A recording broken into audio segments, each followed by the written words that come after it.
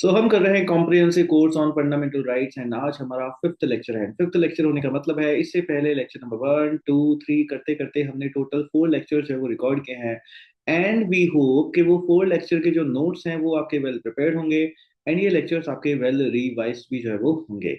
Yes sir. तो हम लोगों ने जो है वो फंडामेंटल राइट्स को पढ़ना स्टार्ट किया था एंड फंडामेंटल राइट्स में हमने बहुत ही इंपॉर्टेंट जो एक क्राइटेरियाज होते हैं उन सभी को जो है हम लोगों ने फिलअप जो है वो कर लिया था। सर जैसे जैसे हम लोगों ने जो है वो देख लिया था कि स्टेट जो है आपके पास यहाँ पे क्या होता है। फिर हमने देख लिया था कि sir what is not law, है ना, लॉ क्या चीज है जो कि लॉ जो है आपके पास यहाँ पे नहीं है। एंड लास्ट क्लासेस के अंदर जो है हम लोगों ने एक्सप्लॉयटेशन को अवॉइड करने के लिए आपके पास कौन कौन से फंडामेंटल राइट्स हैं उनको जो है वो देख लिया था। एंड आज की क्लास में जो है आपके पास जो न्यू आपके पास यहाँ पे आएंगे, जो नया सब्जेक्ट आज हम लोग पढ़ेंगे वो है रिलीजियस लॉज। कि with respect to the religion हमारे पास कौन कौन से फंडामेंटल राइट्स जो है वो आपके पास होते हैं, इनको जो है हम लोग यहाँ पे डिटेल में जो है वो देखेंगे। सर इन डिटेल में देखेंगे? यस सर, इन डिटेल में देखेंगे। सर मैं आपको एक बात बताऊंगा, क्या बात? सर मेरे को तो ना बहुत ही आसान लगता है ये फंडामेंटल राइट्स, ये जो रिलीजन को लेकर के फंडामेंटल राइट्स है ना सर, वो मुझे बड़े ही आसान लगता है। बेटा रिलीजन को लेकर के फंडामेंटल राइट्स में ना तुमको ना सिर्फ ये 4 बातें ही पता है। यस, जो मैं 4 चीजें आपको बताऊंगा सिर्फ उतनी ही चीजें जो है आपको यहाँ पे पता है। उसके अलग ही की चीजें जो है आपको यहाँ पे नहीं पता होती है। तो जितना तुम्हें आता है मैं पहले तुम्हें फट से 2 मिनट में वो पढ़ा देता हूँ, उसके बाद जो है वो आगे की सारी चीजें इन डेप्थ में जो है हम लोग यहाँ पे कवर करेंगे। सो फर्स्ट यहाँ पर आपके पास आता है which is article number 25। Yes sir. तो इन टोटल रिलीजन को अगर आप यहाँ पे देखते हो तो रिलीजन को लेकर के आपके पास यहाँ पे 4 आर्टिकल्स हैं। कौन कौन से सर? Article 25, 26, 27 and 25। तो 25 को अगर आप देखते हो तो ये क्या कहता है सर? बहुत ही सिंपल सी बात, ये कहता है it imparts freedom of conscience and free profession practice and propagation of the religion. Yes sir. फिर क्या कहता है? फिर कहता है आर्टिकल 26 आता है which is it gives freedom to manage the religious affairs. फिर आर्टिकल 27 आता है जो कहता है freedom of payment of taxes from the promotion. And फिर 28 आता है जो कि आपके पास कहता है कि कोई भी रिलीजियस इंस्ट्रक्शन वगैरह यूज जो है एजुकेशनल इंस्टीट्यूशन में देना आपके लिए वो जो है जरूरी नहीं है। तो सर बस हाँ यही है। सर हमको तो इससे कुछ समझ में आया ही नहीं। यस, अगर तुम सिर्फ इतना सा पढ़ोगे, अगर इस तरीके से पढ़ोगे तो फिर जो है आपको यहाँ पे कुछ भी समझ में आएगा ही नहीं। तो फिर सर समझ में आएगा कैसे? समझ में आएगा जब हम चलेंगे व्हाइट बोर्ड के ऊपर। व्हाइट बोर्ड के ऊपर चलते हैं एंड व्हाइट बोर्ड के ऊपर जो है वो सीधा सीधा सारी की सारी चीजों को जो एक साथ समझने की कोशिश करते हैं। जैसा तो फर्स्ट आर्टिकल से स्टार्ट करते हैं विच इज आर्टिकल नंबर 25। जैसा अब देखो आर्टिकल नंबर 25 को लेकर के जो प्रीलिम्स में क्वेश्चन आता है, प्रीलिम्स के जो कीवर्ड्स होते हैं उनको हम लोग देखते हैं। तो हमको ये क्या देता है सर? ये आपको देता है फ्रीडम ऑफ कंसाइंस। किसकी देता है सर? ये आपको देता है फ्रीडम ऑफ कंसाइंस। सर ये वर्ड याद करना है, बिल्कुल ये वर्ड एज इट इज याद करना है। ये आपको देता है फ्रीडम ऑफ कंसाइंस एंड क्या लिखा मैंने? And again freedom to practice. Yes, क्या बोला मैंने? पहला वर्ड आपके पास है प्रैक्टिस, दूसरा वर्ड आपके पास होता है प्रोफेस एंड तीसरा वर्ड आपके पास होता है प्रोपोगेट। सो 3 वर्ड याद करना है, practice, profess and propagate. Sir किस चीज की प्रैक्टिस, किस चीज को प्रोफेस करना है, किस चीज को प्रोपोगेट करना है? To any religion. Yes. So article 25 gives you freedom of conscience. देखो फ्रीडम ऑफ कंसाइंस एक अलग चीज है and freedom to practice profess and propagate religion.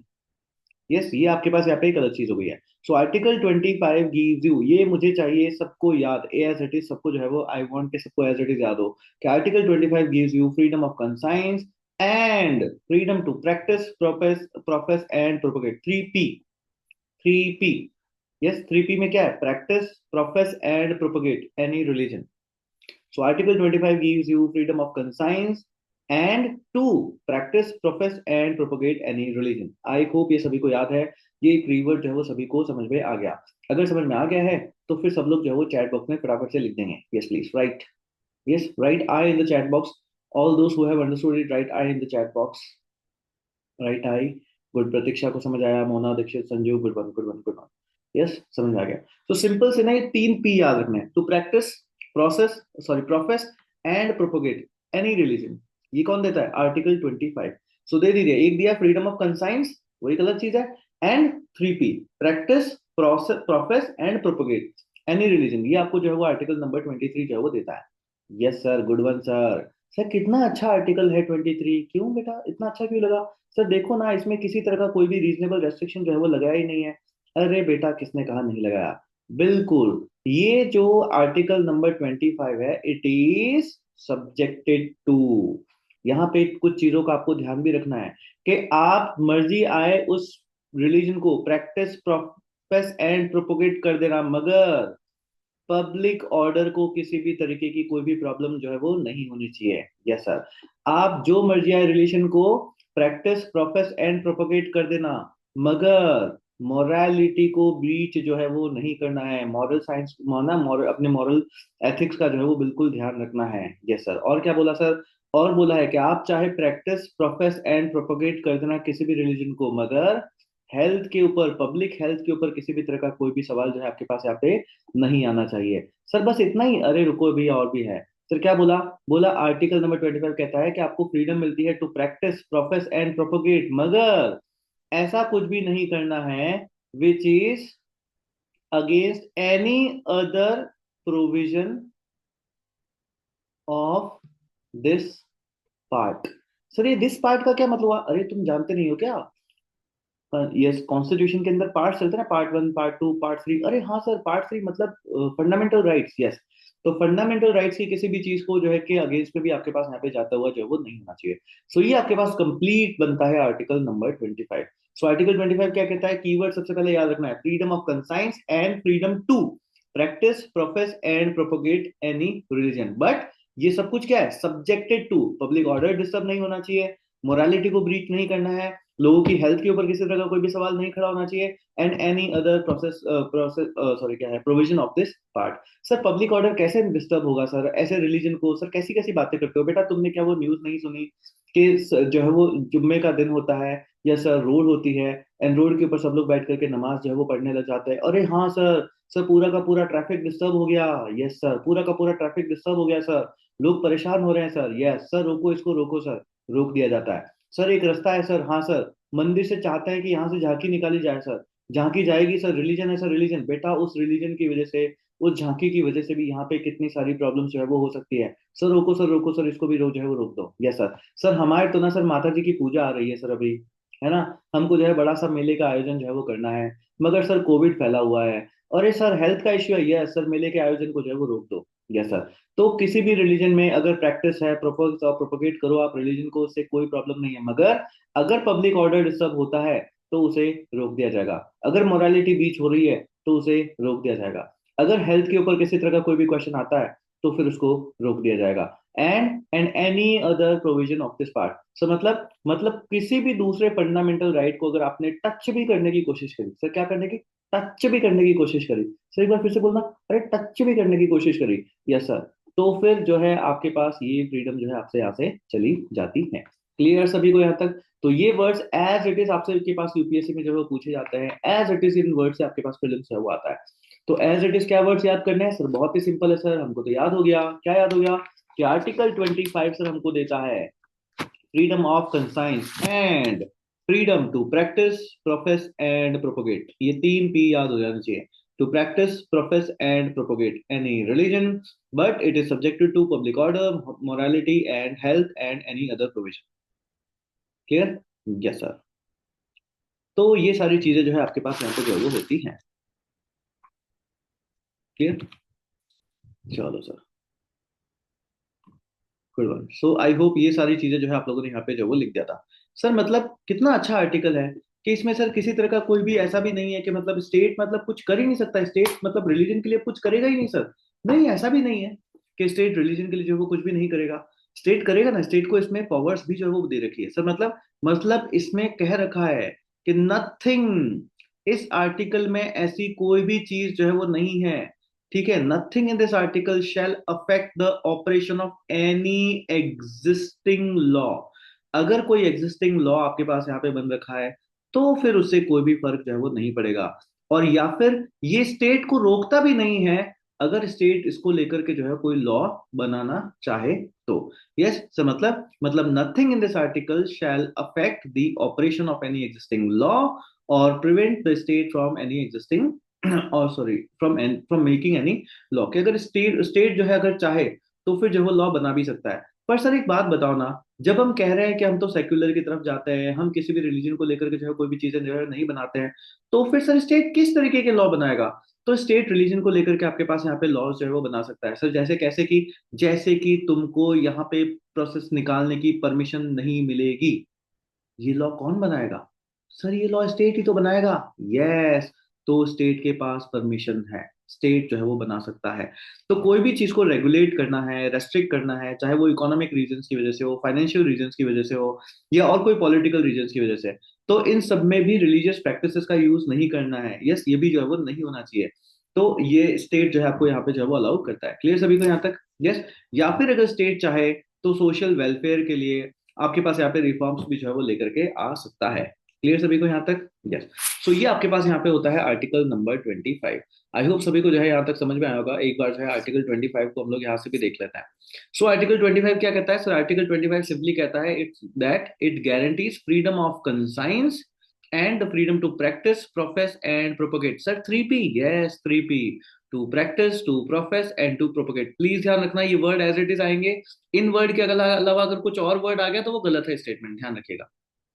Clear? चलिए सर। सो ये क्या करता है? ये रिलीजियस ग्रुप्स को अपने खुद के अफेयर्स जो है वो मैनेज करने के लिए आपके पास यहाँ पे जो है वो कहता है। Okay sir. फिर क्या हुआ सर? फिर इस वाले पॉइंट को जो है वो ध्यान से पढ़ो। ये क्या कह रहा है कि article 25 covers not only the religious believes but also the religious practices. Sir ये मतलब मैं कुछ समझा नहीं। मतलब देखो तो सॉरी, कंसाइंस की भी बात करी गई है, and practice, profess and propagate, इसके थ्रू रिलीजियस प्रैक्टिसेस की भी बात करी गई है। सर इसके ऊपर आप इतना ध्यान क्यों दे रहे हो? इसके ऊपर मैं ध्यान इसलिए दे रहा हूँ क्योंकि आम तौर के ऊपर जो स्टूडेंट होता है ना, हाँ सर, वो ये चीज याद करके जाता है। सर क्या चीज? That article 25 of the Indian constitution guarantees freedom of conscience and freedom of profess, sorry practice, profess and propagate religion. But उसे ये नहीं समझ में आता कि यूपीएससी क्या पूछेगा। सर यूपीएससी क्या पूछता है? यूपीएससी पूछता है ये वाला पॉइंट, बोलता है आर्टिकल 25 के बारे में आपका जो है वो निम्नलिखित पॉइंट्स पे से जो है बताओ क्या क्या सही है। और उसमें एक चीज बोलता है कि आर्टिकल 25 जो है वो रिलीजियस बिलीव्स को प्रोपोगेट करता है। आर्टिकल 25 फिर सेकंड पॉइंट देता है कि वो रिलीजियस प्रैक्टिसेस को भी जो है वो प्रोपोगेट करता है। फिर स्टूडेंट सोचने लग जाता है कि यार मतलब रिलीजियस प्रैक्टिसेस को प्रोपोगेट करता है, या ये क्या कहते हैं जो रिलीजियस बिलीव्स को प्रोपोगेट करता है, मतलब क्या चीज करता है ना? एक सोचने की बात आ जाती है यहाँ पे। सर ये मेरी पहली क्लास है, क्या बताएंगे मुझे क्या है? अभी पहले आप पढ़ लो, क्लास जो चल रही है उसके बाद देखते हैं। ठीक है? तो एक बार तो इंसान क्या है, स्टूडेंट नॉर्मली बैठ के सोचने लग जाता है कि ये सही है या ये सही है। तो समझना है कि जब आपको कंसाइंस की freedom they the, that means आपको आपके बिलीफ की फ्रीडम दे दी। एंड जब आपको उसको उस रिलीजन को प्रैक्टिस, प्रोफेस एंड प्रोपोगेट करने के लिए बोला, तो ये सब कैसे करोगे? जब आप कुछ ना कुछ रिचुअल्स करते जाओगे। यस। तो आपको रिचुअल्स को प्रैक्टिस करने की भी फ्रीडम जो है यहाँ पे देता है। सो प्लीज ध्यान रखना ये statement as it is prelims में आपके पास आ रखा है। और ध्यान रखना ये स्टेटमेंट आपके पास कैसा है? ये स्टेटमेंट बिल्कुल सही है। सो फिर से एक बार देख लो क्या कहता है कि article 25 covers not only the religious believes but also the religious practices, इनको भी जो है आपके पास यहाँ पे करता है। जैसा सर ना एक बात बताओ ना, अगर मान लो कोई फॉरेनर यहाँ पे इंडिया में जो है वो आया, तो क्या वो भी अपने रिलीजन का कंसाइंस कर सकता है और उसको प्रोफे sorry practice, profess and propagate कर सकता है क्या? बिल्कुल कर सकता है। सर क्यों ऐसा? क्योंकि आर्टिकल 25 जो है वो सिटीजन्स को तो मिलता ही है, यस सर, नॉन सिटीजन्स को भी मिलता है। Yes. So this article is available to all persons, citizens as well as non citizens। तो ये भी जो है आपके पास यहाँ पे जो है वो आता है। Okay sir. प्लस इसके साथ अगर आप यहाँ पे देखते हो ना, तो ये इन चीजों के लिए भी आपके पास अलाउ करता है। किस चीज के लिए? कि भाई आप चाहे तो जो वो कृपांश वगैरह जो ना सिख में वगैरह में जो पहनते हैं, तो इसकी भी परमिशन जो है आपको यहीं से जो है वो मिलती है। सर इसकी परमिशन इस यहाँ से क्यों मिलती है सर? अरे क्योंकि प्रैक्टिस करना है, प्रोफेस करना है, प्रोपोगेट करना है ना भैया अपना रिलीजन। Yes sir. क्लियर सभी को? तो ये आपके पास होता है आर्टिकल नंबर 25। ये आपके पास होता है आर्टिकल नंबर 25। तो इन सभी को जो है बाद में देखते हैं, पहले अभी समझते हैं। चलो सर। तो नेक्स्ट समझते हैं article number 26। Yes, next is article number 26। अब देखो आर्टिकल 26 को पढ़ने से पहले आपको एक चीज पता होनी चाहिए। क्या चीज पता होनी चाहिए सर? कि हम लोग रिलीजियस डिनोमिनेशन का क्या मतलब होता है? सर ये रिलीजियस डिनोमिनेशन वर्ड मेरे को आर्टिकल 26 पढ़ने से पहले क्यों पढ़ने करना जरूरत है? ये पढ़ना इसलिए जरूरी है क्योंकि जब तक आप इस वर्ड को नहीं समझोगे तब तक आपको पता नहीं चलेगा आर्टिकल 26 क्या कहता है। सर क्या कहता है आर्टिकल 26? आर्टिकल 26 आपको फ्रीडम प्रोवाइड करता है। सर किस चीज की? मैनेजमेंट की। किसकी सर? मैनेजमेंट की। सर किस चीज के मैनेजमेंट की? रिलीजियस अफेयर्स के मैनेजमेंट की। अच्छा सर, सर मतलब माता रानी का जगराता, हाँ सुनो तो सही है सर। तो जगराता टाइप काइंड ऑफ जो भी आपको है ना रिलीजियस अफेयर्स जो है वो करने की परमिशन जो है देता है। सर मेरे को समझ नहीं आया सर, क्या समझ नहीं आया? सर मेरे को मेरे माता रानी का अगर जगराता रखना है तो इसका मतलब तो मैं अपने रिलीजन को प्रैक्टिस, प्रोफेस, प्रोपोगेट कर रहा हूं ना सर। तो वो तो सर आर्टिकल 25 हुआ ना सर। तो ये आर्टिकल 26 जो है किस तरीके के, मतलब मैं कुछ समझा नहीं सर। बेटा यही तो डिफरेंस है। ये जो रिलीजियस अफेयर्स यहाँ पर प्रोपोगेट करने की बात कर रहा है वो तुम्हारे रिलीजियस अफेयर्स की प्रोपोगेट करने की बात नहीं कर रहा है। तो वो बात कर रहा है टू रिलीजियस डिनोमिनेशंस की। To religious denominations. प्लीज ध्यान रखना जब कभी भी आर्टिकल 26 पढ़ो, रिलीजियस डिनोमिनेशंस के लिए आपके पास यहाँ पे जो है वो ये आर्टिकल दे रखा है, हर किसी के लिए नहीं है ना ये सर, ये इंडिविजुअल नहीं है, ये कलेक्टिव रिलीज फ्रीडम देता है। जो आर्टिकल 25 है ये समझना, आर्टिकल 25 जो है वो आपको इंडिविजुअल फ्रीडम देता है रिलीजन को लेकर के, इंडिविजुअल रिलीजन की फ्रीडम देता है। बट जो आर्टिकल 26 है वो आपको कलेक्टिव फ्रीडम देता है रिलीजन की, है ना, कलेक्टिव फ्रीडम टू रिलीजन, है ना, एक पूरे के पूरे समुदाय वाली बात होती है। सो यहाँ पे होता है आपके पास article 26, it gives freedom, yes, of management of religious affairs to religious denomination. ये पूरा आपके पास होता है आर्टिकल नंबर 26। ये आपके पास होता है पूरा आर्टिकल नंबर 26। ये एज इट इज मुझे सबको याद चाहिए, क्या है आर्टिकल 26? सर ये देता है freedom of management of religious affairs to religious denomination. मतलब फ्रीडम किसको मिली? सर रिलीजियस डिनोमिनेशन को मिली। सर इंडिविजुअल को नहीं मिली, अरे इंडिविजुअल डिनोमिनेशन के अंदर आएगा, बट एक्चुअली किसको मिली है? रिलीजियस डिनोमिनेशन को मिली है। मतलब ये एक कलेक्टिव फ्रीडम की जो है वो बात करता है। अच्छा सर, सर ये अच्छी फ्रीडम है सर, हाँ ये अच्छी फ्रीडम है सर, इसमें कुछ मतलब नहीं है रिलीजियस रेस्ट्रिक्शंस वगैरह वगैरह है ना इसमें। इसमें भी ध्यान रखना है कि जब कभी भी आप अपने रिलीजियस अफेयर्स को जो है वो मैनेज कर रहे हो तब पब्लिक ऑर्डर जो है वो डिस्टर्ब नहीं होना चाहिए। क्या नहीं होना चाहिए? पब्लिक ऑर्डर डिस्टर्ब नहीं होना चाहिए। दूसरा, सर जब कभी भी रिलीजियस डिनोमिनेशन जो है वो कोई भी रिलीजियस अफेयर को जो है वो जो कर रहा है तो फिर उसके अंदर मोरालिटी जो है वो ब्रीच नहीं होनी चाहिए। Yes sir. और भी कहा है कि अगर कोई भी रिलीजियस डिनोमिनेशन जब भी रिलीजियस अफेयर्स को जो है मैनेज करे तो उस टाइम में किसी भी तरीके के हेल्थ को लेकर के भी कंसिक्वेंसेस आपके पास यहाँ पे नहीं आएंगे। सर ना वो भी लिखो ना, क्या any other provision of this part, ना बेटा वो जो है वो इसमें नहीं दे रखा है, वो ना उसमें ही दे रखा है। मतलब प्लीज ध्यान रखना ये क्वेश्चन आता है आर्टिकल 25 के अंदर पब्लिक ऑर्डर, ये ध्यान रखना, ये एज इट इज ये क्वेश्चन है, प्लीज ध्यान रखना। when we talk about article number 25 and when we talk about article number 26, तो ये जो सब्जेक्ट मैटर है यहाँ पे ना कि ये किस किस को लेकर के सब्जेक्टेड है, ये यहाँ पे डिफरेंस करता है। जो पब्लिक ऑर्डर है वो आर्टिकल 25 में भी आता है, आर्टिकल 26 में भी आता है। जैसा जो मोरालिटी आपके पास है वो आपके पास आर्टिकल 25 में भी आती है, आर्टिकल 26 में भी आती है। जो हेल्थ का ध्यान रखना है वो आपके पास आर्टिकल 25 में भी है, 26 में भी है। बट जो लास्ट आपके पास any other provision of this part, ये आर्टिकल 25 में तो है मगर 26 के रीजनेबल रेस्ट्रिक्शंस में नहीं है। एंड ये प्रीलिम्स का एक बहुत प्रोमिनेंट क्वेश्चन बनता है जो बहुत सारे यूपीएससी के एस्पायरेंट जो है वो कलेक्ट जो है गलत करके आते हैं। वो लोग क्या करते हैं, उनको ध्यान नहीं रहता, या तो आर्टिकल 25 में सिर्फ तीन याद रखेंगे, है ना, public order, morality and health, और एनी अदर को भूल जाएंगे। और जब आर्टिकल 26 करेंगे तो अगर किसी ने याद किया है तो वो आर्टिकल एनी अदर सब में याद कर लेता है वो। सो ध्यान रखना है एनी अदर का वाला प्रोविजन सिर्फ आर्टिकल 25 में ही है, आर्टिकल 26 के अंदर जो है वो नहीं है। सो आर्टिकल 26 में रीजनेबल रेस्ट्रिक्शन कितने हुए? सिर्फ तीन ही है। जबकि आर्टिकल 25 के अंदर रीजनेबल रेस्ट्रिक्शन कितने हैं? इन टोटल 4 रीजनेबल रेस्ट्रिक्शन जो है वो आपके पास होता है। Clear? In total 4 reasonable restriction आपके पास यहाँ पे होता है। क्लियर सभी को? यस? कितने लोगों को यहाँ तक ये पूरी की पूरी बात जो है वो आपके पास यहाँ पे समझ में जो है वो आई? तो सर मतलब ये पूरा आर्टिकल जो आपके पास है, ये तो हमें समझ में आ गया, पर ये सर रिलीजियस डिनोमिनेशन के बारे में जो आपने इतनी देर से बात कही है, ये रिलीजियस डिनोमिनेशन क्या होता है? इसको थोड़ा सा समझाओ सर जैसा। तो अब जो है हम लोग समझते हैं कि ये रिलीजियस डिनोमिनेशन जो है आपके पास यहाँ पे क्या होता है। So next is religious denomination. Religious denomination, देखो, रिलीजियस डोमिनेशन हम लोग किसको बोलते हैं? अगर कोई भी रिलीजियस इंस्टीट्यूशन है जो कि इन प्रैक्टिसेस को, मैं कुछ एक पॉइंट्स लिखूंगा, उनको अगर फॉलो, उनको मीटअप करता है, तो उसको हम लोग रिलीजियस डिनोमिनेशन कहते हैं सर। जैसे जैसे कि उसका एस्टैब्लिशमेंट जो है वो प्री कॉन्स्टिट्यूशनल होना चाहिए। यस?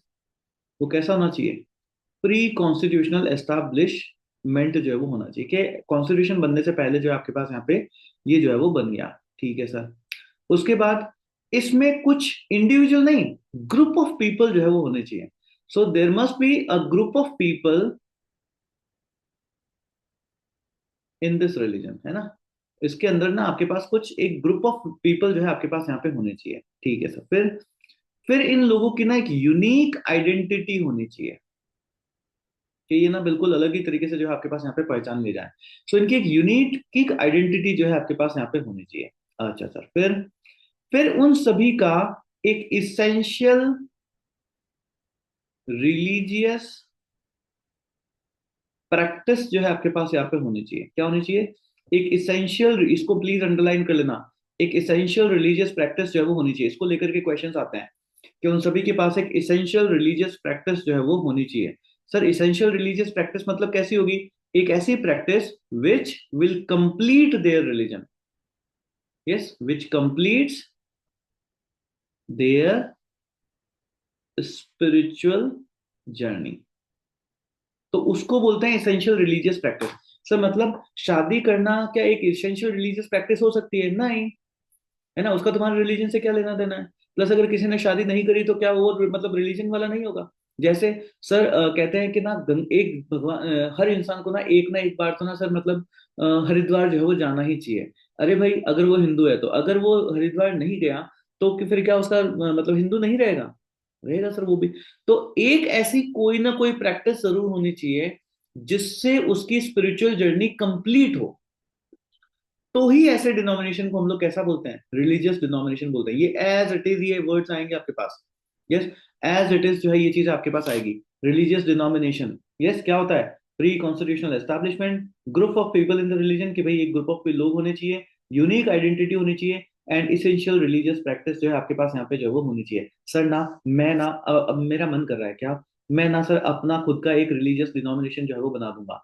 अच्छा, कैसे बनाओगे? सर मैं ना प्री कॉन्स्टिट्यूशनल एस्टैब्लिशमेंट, सर आपको पता है मेरे ना दादाजी के दादाजी ने ना सर एस्टैब्लिश कर दिया था सर, है ना, हमारे घर का नाम, क्या नाम?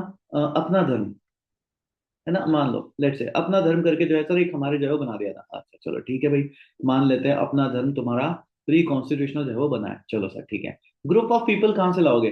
सर मैं हूँ, मेरे दोस्त हैं, मेरे मम्मी हैं, मेरे पापा हैं, मेरे ताऊ हैं, मेरे ताया हैं, सब ना सर हम इस अपना धर्म को जो है वो मानते हैं। अच्छा चलो ठीक है।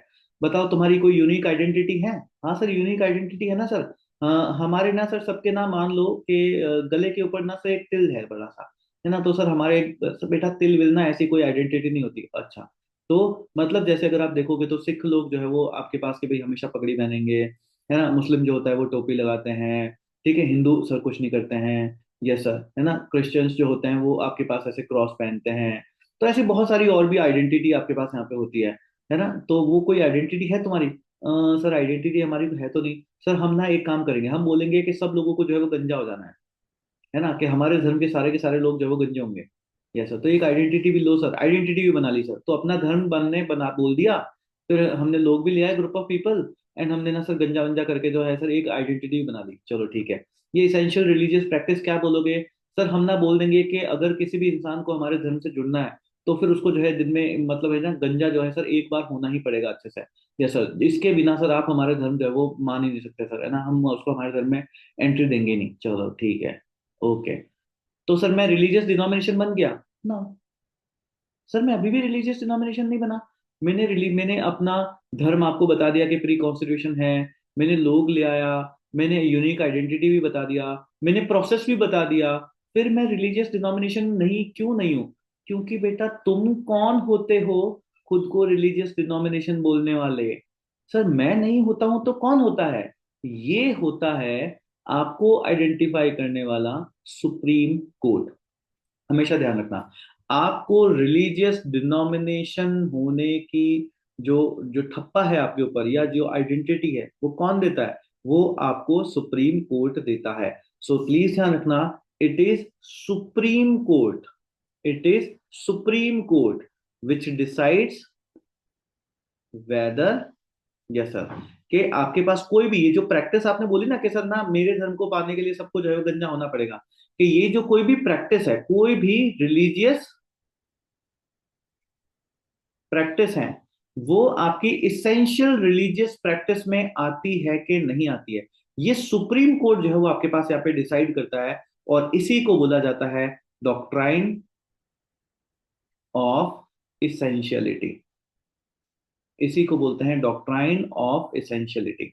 सो डॉक्ट्राइन ऑफ एसेंशियलिटी क्या है? कि सर सुप्रीम कोर्ट डिसाइड करेगा कि कोई भी रिलीजियस डिनोमिनेशन, कोई भी रिलीजियस ग्रुप जो है, अगर वो बताता है कि ये हमारी एक इसेंशियल रिलीजियस प्रैक्टिस है जैसा, तो सुप्रीम कोर्ट डिसाइड करेगा कि क्या वो सच में एक इसेंशियल रिलीजियस प्रैक्टिस है कि नहीं है, जिसको कि अगर कोई ना करे तो उसकी स्पिरिचुअल जर्नी को कंप्लीट ही नहीं माना जाएगा।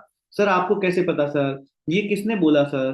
बेटा एक केस था जिसको बोलते हैं शिरूर मठ केस, थिरूर मठ केस।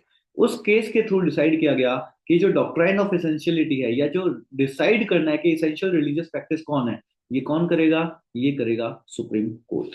क्लियर सभी को? इसी को बोलते हैं डॉक्ट्राइन ऑफ एसेंशियलिटी, और इसी को बोलते हैं डॉक्ट्राइन ऑफ इंटीग्रैलिटी भी बोलते हैं। प्लीज ध्यान रखना, डॉक्ट्राइन ऑफ इंटीग्रैलिटी भी बोलते हैं, इसी को डॉक्ट्राइन ऑफ इंटीग्रैलिटी भी बोलते हैं। सो आई होप यहाँ तक जो है वो सभी को आपके पास यहाँ पे समझ में जो है वो आया होगा। So how many of you understood? यहाँ तक जिस को समझ में आ गया, से I in the chat box कि यस सर सब कुछ समझ में आ रहा है, सब कुछ सही है, क्लियर है, done. Yes say I in the chat box, done, good good good. Good Sanju, Pratiksha Rathore, Mona Dikshit, good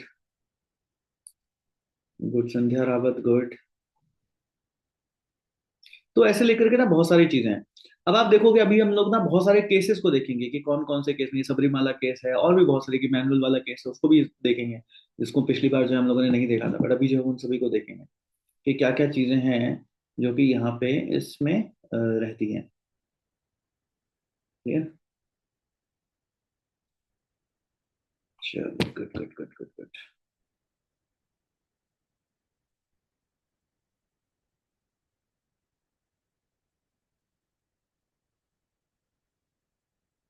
good one. जितने भी लोग नए हैं उन लोगों को समझ आ रहा है, ये तो इजी टॉपिक है। All those who are new, are they understanding it? Say me in the chat box who are new and they are understanding also, who are new and they are understanding also. Gaurav Nandre नहीं आ रहा समझ में? अच्छा, कोई बात नहीं, आपको अभी क्लास के बाद इनकी सारी रिकॉर्डिंग्स देखना, फिर सारा समझ में आएगा।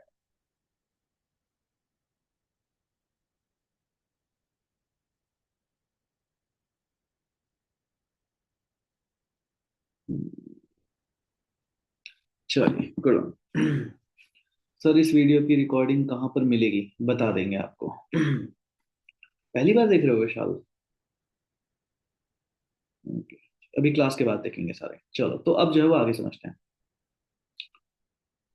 तो ये आपके पास होता है रिलीजियस डिनोमिनेशन का चीज जो है आपके पास यहाँ पे जो है वो होती है। अब देखो, तो कुछ एक केसेस वगैरह को जो है वो समझते हैं कि क्या क्या चीजें आपके पास यहाँ पे जो होती हैं। तो आपके सामने एक बड़ा ही फेमस केस आपके पास चलता है जिसको बोलते हैं सबरीमाला केस। क्या बोलते हैं? सबरीमाला केस। समझना ना अच्छे से, नोट्स वगैरह सब लिखे हुए हैं, तो आप लोग ना नोट्स लिखने के अंदर ना मत रहना, आपका पूरा फोकस होना चाहिए यहाँ पे। नोट्स आप देखोगे ना तो सब कुछ, मेरे से अच्छे नोट्स आपके बने हुए होंगे ही नहीं है, देखो सारे नोट्स है अंदर, सब लिखा हुआ है। ठीक है, सब कुछ ही लिखा हुआ है। Yes sir. सो एक केस होता है जिसको बोलते हैं सबरीमाला केस, इसको समझते हैं, है ना? बहुत सारे लोगों ने इसके बारे में जो है वो सुना होगा, सबरीमाला सबरीमाला सबरीमाला। तो सबसे पहले तो भगवान को समझते हैं यहाँ पे कौन है। तो यहाँ पे भगवान होते हैं जिनका नाम आपके पास होता है लॉर्ड अयप्पा। Yes sir.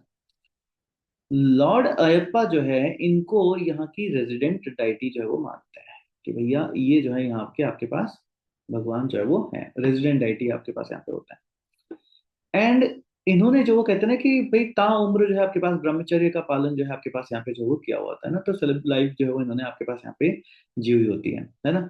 और इसी वजह से क्यों, क्योंकि इन्होंने ता उम्र ब्रह्मचर्य का जो है आपके पास यहाँ पे पालन किया गया है। Yes sir. और इनको ब्रह्मचर्य ही आपके पास यहाँ पे रखना है ऐसे ही।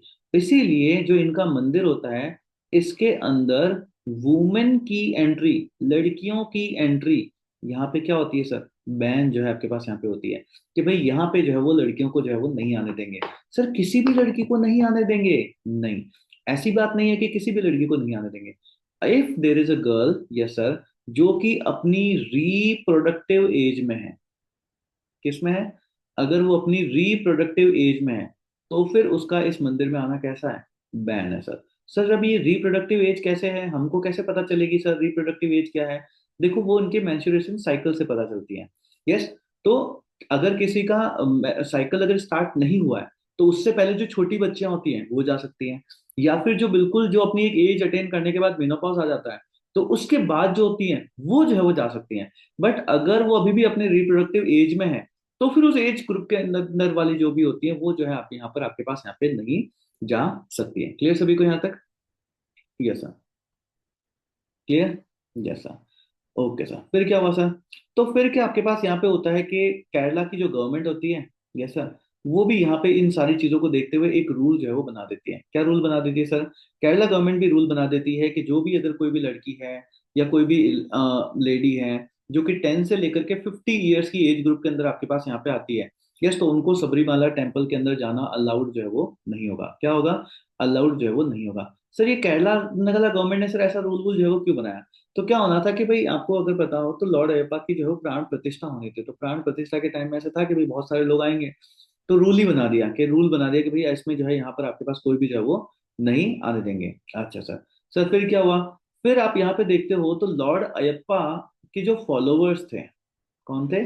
लॉर्ड अयप्पा के जो फॉलोवर्स थे, यस सर, इन्होंने ये जो 10 से 50 एज तक की औरतें जो होती हैं इनको मंदिर में जाने से रोकने के लिए क्या किया, रिलीजियस डिनोमिनेशन होने का दावा उठाया कि हम लोग जो है एक रिलीजियस डिनोमिनेशन है। तो बात करेगी कि भाई आप रिलीजियस डिनोमिनेशन मतलब कैसे रिलीजियस डिनोमिनेशन, क्यों, मतलब ऐसा, है ना? और ये बात है कि क्यों जो है वो इन लेडीज को यहाँ पे एंट्री जो है वो नहीं देना है। तो लॉर्ड एपा के फॉलोअर्स कहते हैं कि हम एक रिलीजियस डिनोमिनेशन है, एंड लॉर्ड एपा क्योंकि ब्रह्मचर्य थे, तो किसी भी लेडी का उसके रिप्रोडक्टिव एज के अंदर इस मंदिर में नहीं आना, यही हमारी इसेंशियल रिलीजियस प्रैक्टिस है। समझ रहे हो ना? किसी भी लड़की का अपने रिप्रोडक्टिव एज के अंदर इस ग्रुप के मंदिर के अंदर यहाँ पे नहीं आना, यही क्या है, यही जो है हमारी इसेंशियल रिलीजियस प्रैक्टिस जो है वो है। तो यहाँ पे जो है वो बात गर्मा जाती है ना, लोगों को ऑब्वियसली वकील वकील होते हैं, तो बात जो है यहाँ पे आपके पास गर्मा जाती है। और ये केस जो है आपके पास यहाँ पे कोर्ट के अंदर चला जाता है। अब कोर्ट के अंदर क्यों जाएगा? क्यों? क्योंकि आपने इक्वालिटी, है ना, आर्टिकल 14 को यहाँ पर वायलेट आपने यहाँ पे कर दिया है ना? आप देखते हो तो सॉरी, हाँ, फ्रीडम आपने ले लिया है, 15 को आपने यहाँ पे वायलेट कर दिया है, 16 को वायलेट कर दिया है, 17 अनटचेबिलिटी वगैरह आपने यहाँ पे लेकर के आए हो, and article number 25 individuals right of two of religion, है ना, कि भाई प्रोफेस प्रोपोगेट एंड क्या करते हैं, जो propagate, profess practice and propagate जो करते हैं रिलीजन की। तो ये सारे के सारे आर्टिकल्स जो है हमारे यहाँ से तो भैया ले लिया आपने। यस। तो इन सारे आर्टिकल्स को लेकर के जो है यहाँ पर आपके पास कोर्ट जो है वो चले जाते हैं। सर कौन जाते हैं कोर्ट? कोर्ट जाते हैं आपके पास इंडियन यंग एसोसिएशन के lawyers. Yes, Indian young association के लॉयर्स जो है आपके पास यहाँ पे कोर्ट जाते हैं, और कोर्ट जाने के बाद यहाँ पर जो है आपके पास यहाँ पे केस बनता है, और केस बनने के बाद जो है आपके पास क्या होगा? यस। तो लॉर्ड अयप्पा अयप्पा के फॉलोअर्स ने देखिए क्या कहा कि हम जो है वो रिलीजियस डिनोमिनेशन है। यस। हमारे पास आर्टिकल 26 है, तो हम तो जो है वो नहीं आने देंगे, यही हमारी एसेंशियल रिलीजियस प्रैक्टिस है। Yes sir. फिर क्या हुआ? तो फिर जो है सुप्रीम कोर्ट यहाँ पे बैठती है, एक 5 जजेस की बेंच बैठती है, और यहाँ पे 1:4 के केस रेशियो में आपके पास यहाँ पे जजमेंट आता है, जिसमें बोला जाता है कि लॉर्ड अयप्पा के जो फॉलोअर्स हैं, they can not consider this, है ना, ये जो कि भाई रिप्रोडक्टिव एज में लड़की यहाँ पे नहीं जा सकती, इसको अपनी religious practice, essential religious practice जो है वो कंसिडर नहीं कर सकते हैं। और इस वजह से यहाँ पे वुमेन्स को मंदिर में उसके बाद अलाउ जो है वो किया जाता है। क्लियर यहाँ तक सभी को? Yes sir. यस। तो ये चीज आपके पास यहाँ पे जो है वो होती है। सो इन एंड ऑल ये आपके पास पूरा का पूरा सबरीमाला केस जो है वो होता है। आई गेस सभी को समझ आया what is Sabarimala case? Understood? Yes. Type S in the chat box, जिस जिसको समझ में आ गया type S. Type S. Yes, बहुत ही सिंपल सी बात है। लॉर्ड अयप्पा है, लॉर्ड अयप्पा क्या थे? ब्रह्मचारी थे। तो जो उनके फॉलोअर्स होते हैं वो क्या कहते हैं कि भाई आप ठीक है, अगर ब्रह्मचर्य अगर रखना है तो फिर जो है लेडीज को मत आने दो, सिंपल। ये वाली कंसेप्ट जो है वहां पे उठाते हैं और इसको इसेंशियल रिलीजियस प्रैक्टिस में ला देते हैं, तो ये थोड़ी ना होता है। Good one, good one, good one. तो आगे जो है वो समझते हैं, तो ये सारी चीजें जो है आपके पास यहाँ पे जो है वो होती है। सो एक बार नोट्स की तरफ चलते हैं एंड समझते हैं कि क्या क्या चीजें जो है हम लोग यहाँ पे जो है वो देख रहे हैं। सो हम लोगों ने देखा आर्टिकल नंबर 25। सो आर्टिकल 25 क्या करता है कि सर ये हमने, इसने हमको दिया इंडिविजुअल फ्रीडम। क्या दिया? Individual freedom. प्लीज ध्यान रखना, ये क्या दे रहा है? ये आपको दे रहा है इंडिविजुअल फ्रीडम। एंड इसमें जो कीवर्ड्स आपको ध्यान रखने हैं वो है प्रैक्टिस, प्रोफेस एंड प्रोपोगेट। ये जो है ध्यान रखना है। बहुत सारे लोग ना इस आर्टिकल को सिर्फ फ्रीडम ऑफ कंसाइंस सिर्फ इतना सा पढ़ करके छोड़ देते हैं। प्लीज ध्यान रखना, ये फ्रीडम ऑफ कंसाइंस अगर आपने याद रखा ना, तो उससे ना सिर्फ एसएससी का एग्जाम निकलेगा, उससे कभी भी यूपीएससी का एग्जाम जो है वो नहीं निकलेगा। क्यों? क्योंकि आप लोग पढ़ोगे तो ये, और यूपीएससी ना यहाँ तक आकर के आपसे पूछता है कि ये क्या रिलीजियस बिलीफ को कंसिडर करता है? यस। क्या ये रिलीजियस प्रैक्टिस को कंसिडर करता है? यस। तो ये religious beliefs as well as religious practices, इन दोनों को ही जो है वो आपके पास यहाँ पे कवर करता है। प्लस इसके साथ साथ ये भी ध्यान रखना है कि अलाउ करता है कि आप यहाँ पे किरपांस वगैरह जो है वो पहन सकते हो, एंड आपको रिलीजियस अफेयर्स को जो है वो मैनेज करने की परमिशन जो है वो देता है। एंड इसके जो रीजनेबल रेस्ट्रिक्शंस हैं उनको प्लीज जरूर ध्यान रखने हैं। क्या क्या है ध्यान रखना, इसके 4 रीजनेबल रेस्ट्रिक्शंस है: public order, morality, health and other. अच्छा, मैं याद रखने का एक अच्छा तरीका बताऊं क्या? क्या? देखो, देखना ना। एक नंबर है आर्टिकल 25, एक है आर्टिकल 26। Yes sir. सो 2 - 5 कितना होता है? सो 2 - 5 होता है 3। एंड 2 - 6 कितना होता है? 2 - 6 होता है 4। Yes sir. तो इसके लिए इतनी और इसके लिए इतनी रीजनेबल रेस्ट्रिक्शंस हैं। अरे वाह सर, क्या याद रखने का मतलब, क्रॉस करना है, सही है, क्रॉस करना है ना। 2 - 5 किया तो 3 आएगा ना? हाँ सर, 3 नहीं 4, 4 है इसका। और 2 - 6 किया तो 4 आएगा ना? 4 नहीं सर, 3 है इसका। तो इतने रीजनेबल रेस्ट्रिक्शंस हैं। तो 4 कौन कौन से होंगे? सर 4 आपके पास यहाँ पे हो गए पब्लिक ऑर्डर, फिर हेल्थ, फिर मोरालिटी एंड एनी अदर। और यहाँ पे 3 में public order, health and morality, और कुछ नहीं सर, बस ये 3 ही है। तो इस तरीके से भी आप चाहो तो सिंपली जो है वो याद रख सकते हो। आई होप याद आया, समझ में क्लियर। फिर हम लोग आगे देखते हैं, तो आपके पास यहाँ पे बहुत सारे केसेस भी आते हैं जिसके थ्रू अलग अलग टाइम के ऊपर रिलीजन को लेकर के, तो बहुत सारे लोगों को लगता है ना कि भाई कुछ केसेस क्या ही आते होंगे रिलीजन को लेकर के, बहुत सारे मुद्दे जो आपके पास यहाँ पे बनते हैं। तो आपके पास एक केस होता है जो होता है Vijay Emmanuel versus ORS versus state of Kerala. Yes, ये केस जो है आपके पास यहाँ पे होता है। इसमें क्या होता है, इस केस के अंदर 3 बच्चों को ना यहाँ पे स्कूल से एक्सपेल कर दिया गया। क्यों एक्सपेल कर दिया गया? क्योंकि उन्होंने नेशनल एंथम को गाने से जो है वो मना कर दिया। अब यहाँ से देखो यूपीएससी क्वेश्चन बना सकता है आपके पास। सो क्या मुद्दा क्या है कि सर विजय वाली ये जो केस है, यहाँ पे 3 बच्चों को स्कूल से एक्सपेल कर दिया गया। क्यों? क्योंकि उन्होंने नेशनल एंथम गाने से जो है वो मना कर दिया। फिर क्या हुआ? फिर ऑब्वियसली क्या होगा? केस होगा। तो यहाँ पे कोर्ट में जाते हैं, केस चलता है, और केस चलने के बाद सुप्रीम कोर्ट कहता है that the expulsion violated the children's constitutional right to freedom of expression and religion। Sir religion यहाँ पे क्यों आया? क्योंकि जब इन बच्चों से पूछा गया तो इन्होंने यही कहा कि सर नेशनल एंथम को गाना हमारे रिलीजियस प्रैक्टिसेस के अगेंस्ट जो है आपके पास यहाँ पे है, इस वजह से हमने इसको नहीं गाया। यस, इस वजह से हमने यहाँ पे नहीं गाया। दूसरा, फ्रीडम ऑफ एक्सप्रेशन जो है हमको देता है राइट टू रिमेन साइलेंट, कि भैया मेरे को जो है वो गाना ही नहीं है, मुझे नहीं गाना, है ना, नहीं गाना, नहीं गाना। अब मेरे को नहीं गाना, मेरा रिलीजन मुझे अलाउ नहीं करता, तो मेरे को स्कूल से बाहर कैसे निकाल दिया? Yes sir. तो आपके पास यहाँ पे यूपीएससी के लिए क्या इंपॉर्टेंट है? यूपीएससी के लिए यहाँ पे इंपॉर्टेंट है कि यहाँ पे कोर्ट ने क्या कहा कि यहाँ पे constitutional rights of freedom of expression, कि अगर कोई नेशनल एंथम नहीं भी गाता है तो इसके लिए आप उसको स्कूल से निकाल नहीं सकते, वो कहीं से भी आर्टिकल 25 या 26 का वायलेशन जो है आपके पास नहीं करता है। ये प्लीज जो है वो ध्यान रखना है। तो यहाँ पे क्या हुआ था, the children of the Joseph witness who believe that singing the national anthem was against their religious belief, ये हमारे रिलीजियस बिलीफ के जो है वो अगेंस्ट है, और इस वजह से इन बच्चों को यहाँ पे क्या हुआ था, स्कूल से जो है बाहर निकाल दिया गया था। So the children stood up respectfully during the anthem, कि भाई आराम से वो लोग खड़े रहे थे, मगर फिर भी इनको जो है वो बाहर निकाल दिया, इन्होंने गाना जो मतलब है ना नेशनल एंथम गाया नहीं था। सो कोर्ट ने क्या कहा, the court rule that the children's expansion was unconstitutional, the court ordered the school to readmit the children, and the court held that forcing someone to sing, ये प्लीज ध्यान रखना, this is the point, forcing someone to sing the national anthem against their religious belief violates their fundamental right। अगर ये point as it is यहां से लेकर के अगर यूपीएससी में के प्रीलिम्स में अगर आपके पास आ गया ना, आप में से बहुत सारे लोग इसको फॉल्स बोल करके आओगे। प्लस प्लीज ध्यान रखना, ये फॉल्स नहीं, ये ट्रू है, ये सही है। कोर्ट की रूलिंग है that forcing someone to sing the national anthem against their religious belief violates the fundamental right. कोई नहीं गा रहा, क्यों? क्योंकि उसका रिलीजन उसे कहता है कि ऐसा मत करो, तो आप उसको फोर्स नहीं कर सकते कि नहीं आप ऐसा करिए। क्लियर सभी को यहां तक? यस। सो क्या हुआ यहाँ पे, this ruling establish that not singing the national anthem is not an offence. Please ध्यान रखना, not singing the national anthem is not an offence if the accuse is not disrespecting it. But अगर आपने इसको disrespect किया है तो फिर वो एक ऑफेंस है। वो कोड होता है ना, नेशनल एंथम का कोड होता है, उसके अगेंस्ट में अगर आप गए तो वो आपके पास एक केस जो है वो बन जाएगा। तो अगर आप डिसरिस्पेक्ट नहीं करते हो तो फिर ठीक है सर, मतलब मेरे को समझा नहीं, मान लो जैसे इंडियन फ्लैग है ना, यस सर, या नेशनल इंडियन फ्लैग है आपके पास है, आप जो है उसके आगे नहीं झुक रहे हो, आपको कोई फर्क नहीं पड़ता है, तो ठीक है। बट अगर तुम उसको पैरों तले रोंद रहे हो और ऐसा कुछ भी, अगर तुम उसे फाड़ रहे हो, कर रहे हो कुछ भी है, तो वो गलत है। यार डिसरिस्पेक्ट नहीं करना। क्लियर सभी को यहाँ तक? यस। Yes sir.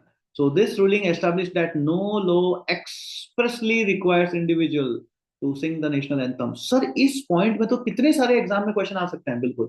देखो ये आपके पास एक क्वेश्चन बन सकता है, that forcing someone to sign the national anthem against the religious belief violates the fundamental right। Point number one, ये बिल्कुल एक पॉइंट है जो आपको अभी तक जो है वो पता ही नहीं होगा। उसके बाद, not singing the national anthem is not an offense if the accused is not disrespecting it। बिल्कुल सर, ये पॉइंट भी ध्यान रखने वाला है। एंड सबसे important, no law expressly requires individual to sing the national anthem, कि आपको कोई नहीं कहता है कि आपको बिल्कुल गाना ही पड़ेगा।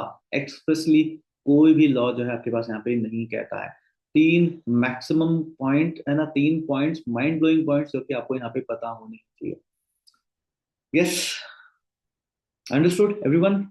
Yes, say I in the chat box, type I in the chat box if you got these 3 points, these 3 points जो कभी भी आपके पास एग्जाम में आ सकते हैं।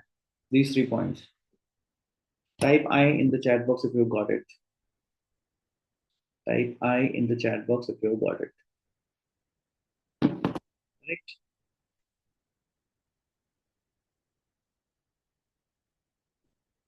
Yes, good one, good one।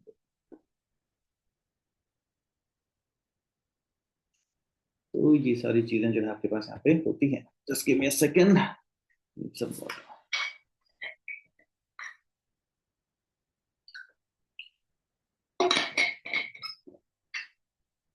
हम लोग ना बैठ करके पॉलिटी में क्या समझते हैं कि लक्ष्मीकांत पढ़ लेंगे पॉलिटिक हो जाएगा। आप बताओ, ये सब होता ही नहीं लक्ष्मीकांत में, कहाँ से पता हुआ है?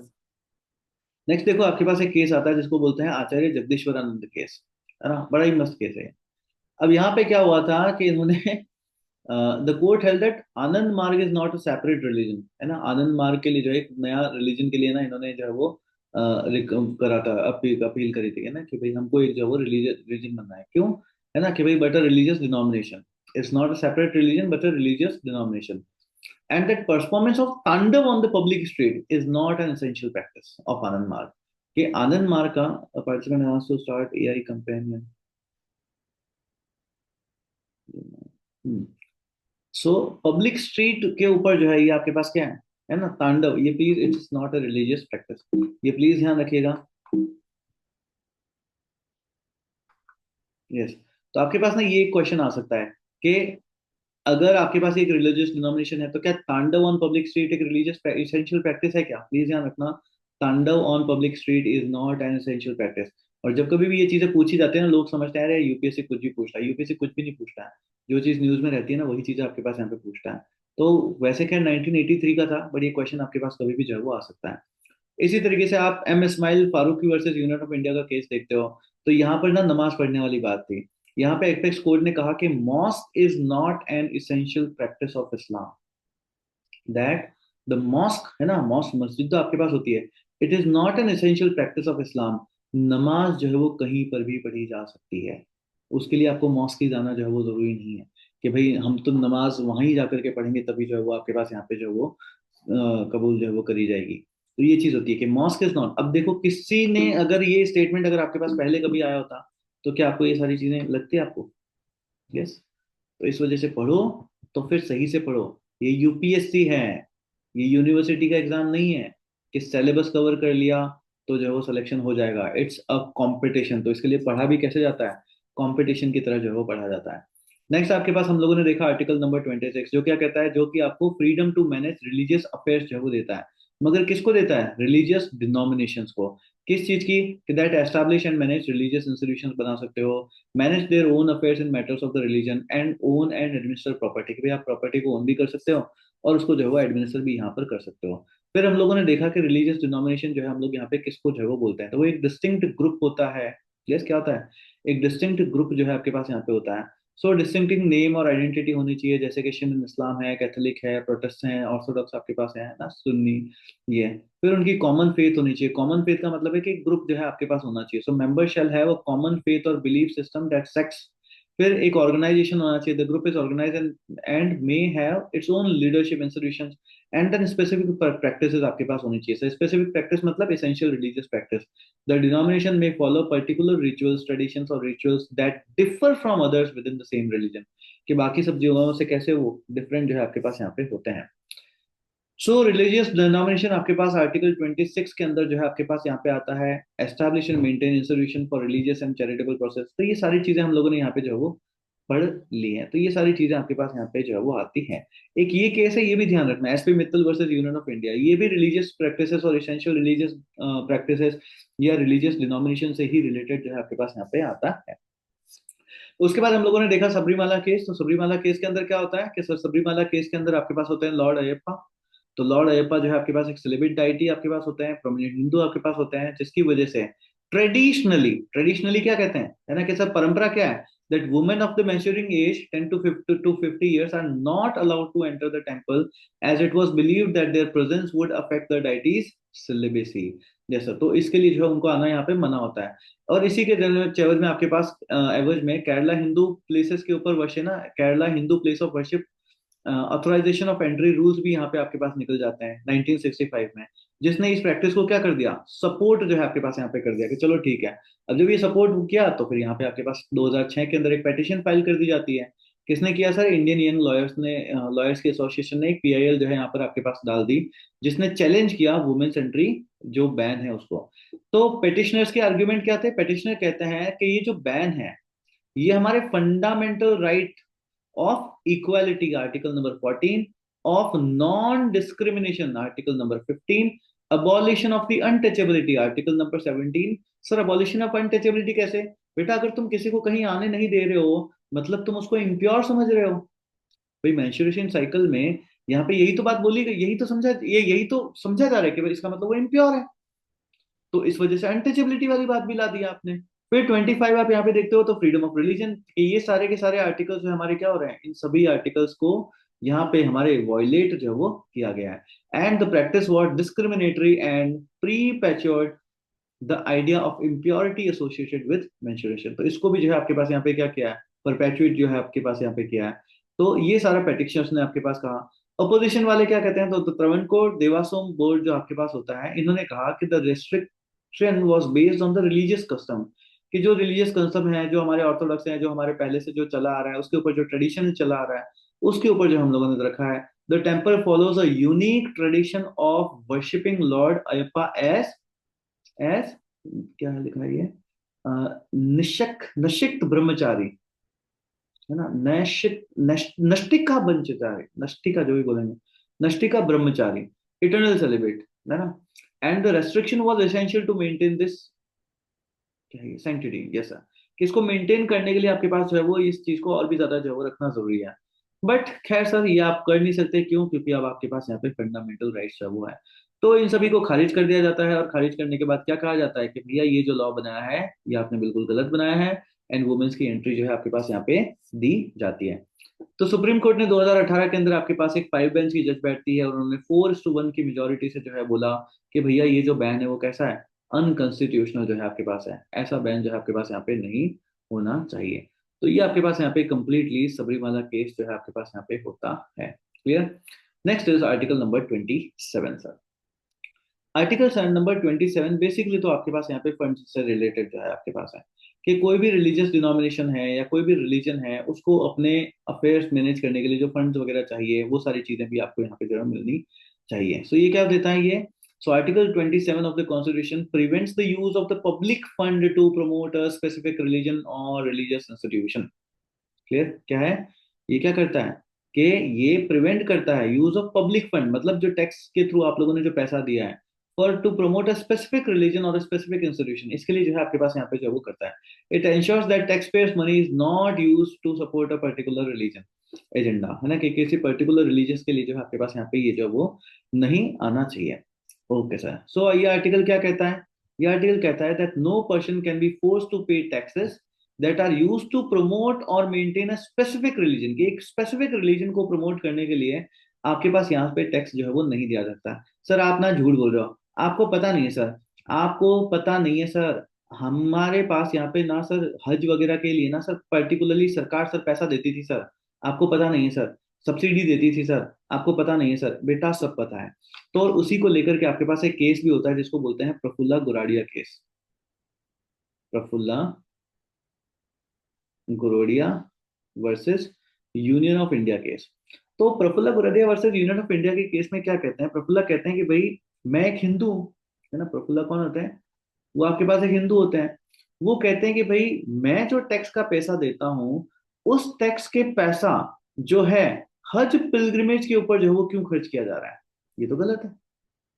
यस, कि भाई मेरे हज में मेरा जो पैसा, मैं जो टैक्स का पैसा दे रहा हूँ, वो हज के अंदर जो है ना, सरकार ने दी थी हज के अंदर सब्सिडी दे देते हैं, तो कि भाई हज के अंदर जो है ये पैसा जो है यहाँ पर जो है वो क्यों दिया जा रहा है, और इसको लेकर के आपके पास यहाँ पे केस जो है वो आ जाता है। और जब ये केस आता है कोर्ट के पास, तो फिर सुप्रीम कोर्ट से आपके पास रूल आता है कि भाई हमारी ओपिनियन में कहीं से भी 27, है ना, ये जो हज की जो सब्सिडी आपके पास आई थी सरकार की, कि हमारी ओपिनियन में इसमें आर्टिकल नंबर 27 कहीं से भी वायलेट नहीं होता है। अब नहीं क्यों होता है, क्योंकि सुप्रीम कोर्ट कहती है कि भाई जो टैक्स का पैसा आया है वो कोई पूरा का पूरा पैसा हमने यहाँ पे थोड़ी ना यूज कर लिया गवर्नमेंट ने, गवर्नमेंट ने इसका सिर्फ एक सब्सटेंशियल पार्ट यूज किया है, इसका थोड़ा सा पैसा, हिस्सा, है ना, एक मेजर अमाउंट नहीं, सिर्फ इसका एक सब्सटेंशियल पार्ट ही जो है वो गवर्नमेंट यहाँ पे यूज कर रही है। सो इस वजह से ये आर्टिकल नंबर 27 को जो है वो वायलेट नहीं कर रहा है। लेटर एंड तो खैर जब मोदी गवर्नमेंट आई तो उसके बाद उन्होंने ये हज वाली सब्सिडी को जो है वो खत्म ही कर दिया। बाकी जब पहले जो है ये तो हज सब्सिडी के ऊपर जो है यहाँ पे पैसा जो मिलता था तो उसको लेकर के कोई केस जो है आपके पास यहाँ पे बन गया था। तो ये क्या कहता है, that no person can be force to pay taxes that are used to promote और maintain a specific religion. This article protects the religious freedom and equality of the citizen. फिर ये क्या देता है, ये प्रिंसिपल ऑफ रिलीजियस न्यूट्रलिटी भी आपको यहाँ पे देता है, that it ensures that the government remains impartial towards all the religions. Yes sir, ये सारी चीजें हैं। एंड क्या क्या चीजें रोकेगा, तो use of the public fund to advance a particular religious belief और इंस्टीट्यूशन। पर सर हज की दी तो गई थी, अरे पर पर्टिकुलर नहीं है, दूसरे धर्मों में भी दी जाती है। दूसरी चीज कि भाई सारा का सारा पैसा यूज नहीं किया गया था, इस चीज को जो है वो प्लीज ध्यान रखें। And the use of taxes to raise fund for the promotion and maintenance of a specific religion, कि एक स्पेसिफिक रिलीजन के लिए जो है आप यहाँ पे जो है वो चीजें नहीं कर सकते हैं।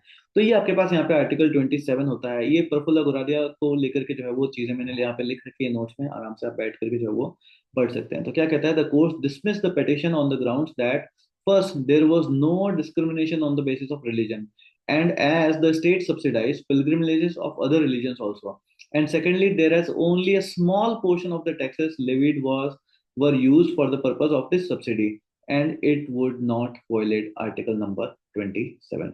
तो आपके पास ना कई बार आ जाता है कि ये प्रफुल्ल गुरादिया केस जो है वो किससे रिलेटेड है, तो ये आर्टिकल नंबर 27 या फिर रिलीजियस बिलीफ से रिलेटेड जो है आपके पास यहाँ पे होता है। So I hope this is clear. Good one, आया समझ में? यस। चलिए सर, तो ये चीजें जो है आपके पास यहाँ पे होती हैं। So supreme court Haj subsidy is not discriminatory, यहाँ पे जो वो आराम से कहता है। The supreme court on Friday dismiss the petition challenging the constitutional validity of the Haj committee act which provides the grant of government subsidy for pilgrimage every year. ये जब यहाँ पे दे देते हैं तो ये यहाँ पे जो है वो बात आपके पास इस तरीके की न्यूज जो है आपके यहाँ पे जो है वो मिलती रहती है। तो अब कभी भी आप इस तरीके की न्यूज देखते हो तो फिर आपको किसी भी तरह की कोई भी प्रॉब्लम जो है वो नहीं होनी चाहिए। And with this, let us move to our next article, which is article number 28. But article number 28 के ऊपर मैं तभी जाऊंगा जब मेरे को आप सब लोग एक बार चैट बॉक्स के अंदर कीवर्ड्स लिख दोगे कि अभी तक हमने जितनी भी चीजें पढ़ी हैं, सिंग नहीं कर रहे बट अटेंशन नहीं रही offensive। अरे नहीं नहीं, अटेंशन देना कोई वो थोड़ी ना। Offence in the sense offence, देखो ऐसे हर डिस्कस नहीं हो सकता। चलिए एनीवेज, जितना भी हमने अभी तक पढ़ा है please type all the keywords. Type all the keywords, जितना भी अभी तक हमने पढ़ा है type all the keywords and then we will move to our next article. Just type type type, जिससे कि याद होगा।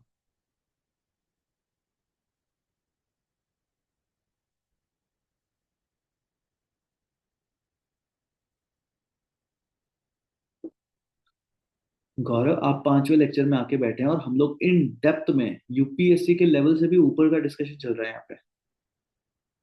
जो एक नॉर्मल आप पढ़ोगे ना लक्ष्मीकांत लक्ष्मीकांत या कोई भी किताब, उससे बहुत ऊपर की बातें चल रही हैं। अभी प्रीवियस लेक्चर्स हैं इसके, वो सब देखना शुरू से, आपको समझ में आएगा ना। थोड़ा सा रखिए आप।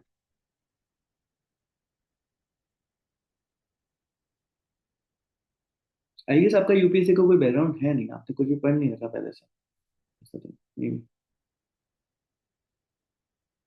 Yes please. सो एवरीवन, बाकी लोग जो भी लोग शुरू से पढ़ रहे हैं अपना टाइप ऑल द कीवर्ड्स, जो हमारी एक नेचुरल प्रैक्टिस है पढ़ने की। Just type all the keywords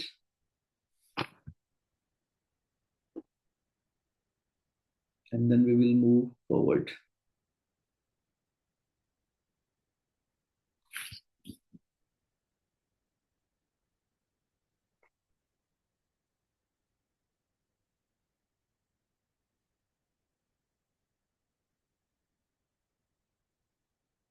Yes, type all the keywords. Type all the keywords जितना भी अभी तक पढ़ा है आपने, so that ये सारा रिवाइज होगा। मोना दीक्षित टाइप, पल्लवी टाइप, पायल टाइप, परीक्षा। ये देखो प्रीवियस लेक्चर्स, बताएंगे बताएंगे। मनी, कशिश आहूजा, गौरव, दिव्यांशी, भूमिका।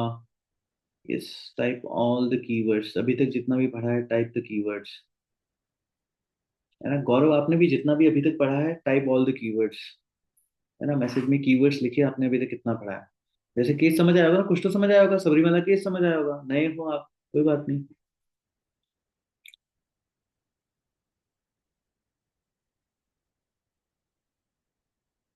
हाँ कोई बात नहीं। चलिए, you guys are taking a lot of time, good one. ये देखो किसने रिवाइज किया है, ये रिवाइज किया है देखो योगिंदर ने। Article 25 point point point point, good, good one. चलिए तो इस तरीके से रिवाइज वो करना है। नेक्स्ट देखते हैं article number 28। So article 28 basically बहुत ही सिंपल सा आर्टिकल है ना, कि भाई ये आपको क्या करता है, ये जो फीस वीस वाला आर्टिकल जो है आपके पास यहाँ पे है।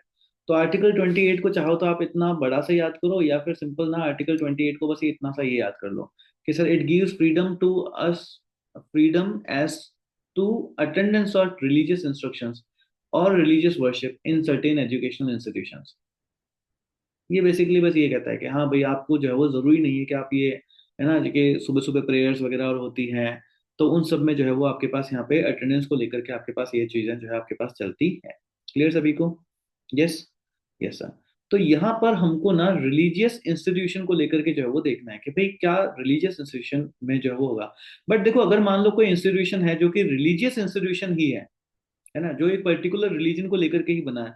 मान लो जैसे कोई अपनी है ना, अपने कल्चर और आर्ट है ना, कल्चर के प्रिजर्वेशन के लिए अगर बनाता है तो वहां पर वो फॉलो होगा ही होगा, वो एक आपके पास एक गलत चीज है। बट यहाँ पे बात क्या होती है, स्टेट ओन्ड इंस्टीट्यूशंस जो है वहां पर जो है ये चीजें आपके पास यहाँ पे नहीं हो सकती। कैसे इंस्टीट्यूशंस में, रिलीजियस स्टेट ओन्ड के अंदर आपके पास यहाँ पे जो है वो नहीं हो सकती। तो जैसे अगर मैं इंस्टीट्यूशंस में अगर मैं आपको बताऊं कि कहाँ कहाँ पे जो है आपके पास हो सकता है, कहाँ कहाँ नहीं, तो देखो इंस्टीट्यूशंस को हम लोग कैटेगराइज कर सकते हैं बेस्ड ऑन कि स्टेट का उसके अंदर जो है वो कितना शेयर है। तो आपके पास देखो एक स्टेट आएगा जिसको हम लोग, सॉरी, एक इंस्टीट्यूशन होगा जो कि मान लो स्टेट ओन्ड हो, है ना, कि गवर्नमेंट के इंस्टीट्यूशंस हैं, स्टेट ओन्ड इंस्टीट्यूशंस हैं। एक हो सकता है कोई इंस्टीट्यूशन जिसके अंदर स्टेट ने जो है वो स्पॉन्सर कर रखा है ना, पैसा वैसा जो है अपना देख रखा हो। तो स्टेट स्पॉन्सर्ड इंस्टीट्यूशंस भी आपके पास यहाँ पे जो हो सकता है। तो स्टेट स्पॉन्सर्ड में भी दो तरीके के हो सकते हैं, एक हो सकता है जिस जो कि फुल्ली स्टेट स्पॉन्सर्ड हो, एक हो सकता है जो कि पार्शियली स्टेट स्पॉन्सर्ड हो, है ना, कि थोड़ा बहुत पैसा गवर्नमेंट ने दिया है, बाकी जो है वो किसी और ने जो है आपके पास दिया है। और एक हो सकता है कोई मान लो रिलीजियस इंस्टीट्यूशन ही हो, तो फिर किसके अंदर रिलीजियस इंस्ट्रक्शन को अटेंड करना जो है वो जरूरी माना ही माना जाएगा। यस, किसके अंदर माना ही माना जाएगा। तो ये अगर कोई स्टेट ओन्ड इंस्टीट्यूशन है तो वहां पे रिलीजियस इंस्ट्रक्शन को अटेंड करना माने सर, ये ना मान है ना, जो है कंपलसरी यहाँ पे नहीं किया जा सकता। बट अगर स्टेट स्पॉन्सर्ड है, भले ही वो आपके पास यहाँ पे फुल्ली है एंड पार्शली, यहाँ पे प्लीज ध्यान रखना, यहाँ पे ये चीजें ऑप्शनल जो है वो रखी जाती है ना, ऑप्शनल। वहां पे रिलीजियस इंस्ट्रक्शन दिए, देखो ये मैं एक मेरी बात समझो, ये सारी बातें क्यों है, ये पूरा आर्टिकल, ये सारी बातें इसलिए करी गई है कि भाई एक नॉर्मल ना कन्वर्जन चलता है, रिलीजियस कन्वर्जन आपके पास चलता है, कि बच्चों को ना एक काम करो, स्कूल में ना एजुकेशन दो अपने धर्म की। मान लो हमने कोई कॉलेज खोला एंड उसके अंदर, कॉलेज के अंदर हम रिलीजियस है ना, या कोई स्कूल खोली और वहां पे रिलीजियस इंस्ट्रक्शन है वो देने लग जाए, तो फिर वहां पे ना कंट्रोवर्सी उठने लगी, पेरेंट्स आने लगे कि भाई हमारे बच्चों को ये रिलीजियस इंस्ट्रक्शन क्यों दिया जा रहा है ना, आप अपने भगवानों के बारे में हमारे बच्चों को क्यों पढ़ा रहे हो, है ना, हमारे भगवान के बारे में पढ़ाओ। या उनको तो वो सारी ना सुबह सुबह उनसे प्रेयर्स वगैरह कराई जाती है, तो उसको लेकर के आपके पास आया ये चीजें आती है। तो जैसा रिलीजियस जितना स्टेट की फंडिंग होगी उतने तरीके के आपके पास यहाँ पे जो है वो मिलते हैं। सो अगर कंप्लीटली एक स्टेट ओन्ड है तो वहां पे रिलीजियस इंस्ट्रक्शन दिया ही नहीं जाएगा।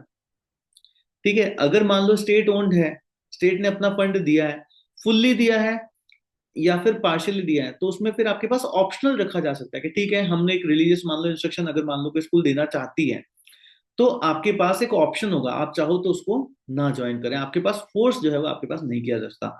बट अगर कोई इंस्टीट्यूशन है जो एक रिलीजियस इंस्टीट्यूशन ही है, यस, तो वहां पर तो वो इंस्ट्रक्शन आपको लेना ही पड़ेगा। क्लियर, वहां पे फिर अटेंडेंस जो है वो मैंडेटरी जो है वो हो जाती है। तो ये भी जो है वो प्लीज ध्यान रखना।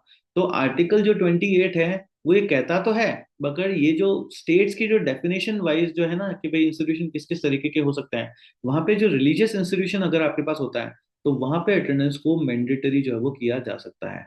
इसको जो है वो प्लीज ध्यान रखिएगा। क्लियर सभी को? यस। तो ये चीज जो है आपके पास यहाँ पे होती है। चलो सर, गुड बाय। तो रिलीजन को लेकर के आपके पास यहाँ पे बहुत सारी चीजें जो है वो आती हैं, है ना, रिलीजन को लेकर के आपके पास, just give me a second, just give me one second, just give me one second.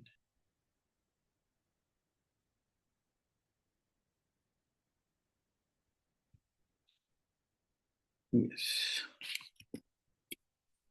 So religion को लेकर के आपके पास यहाँ पे बहुत सारी चीजें जो है वो रहती हैं। एंड रिलीजन को लेकर के अभी एक बहुत बड़ा मुद्दा है जो कि हमारी कंट्री के अंदर जो वो चल रहा है, एंड दुनिया में और भी बहुत सारे वर्ल्ड वाइड जो है आपके पास यहाँ पे चल रहा है, जिसको लेकर के यूपीएससी के अंदर आपके पास मीन्स में क्वेश्चन भी जो है वो आ सकता है। Yes sir. तो उसको जो है आप थोड़ा सा समझते हैं। एंड वो क्या मुद्दा है? Yes, can anybody have a guess? कोई गेस कर सकता है? रिलीजन को लेकर के अभी सबसे बड़ा एक मुद्दा जो है वो कंट्री में क्या चल रहा है? Can anyone guess? Payal, Mona, Manni, Kashish? अरे नॉट यूसीसी। शिवलिंग? नो। बुरखा कंट्रोवर्सी? नो।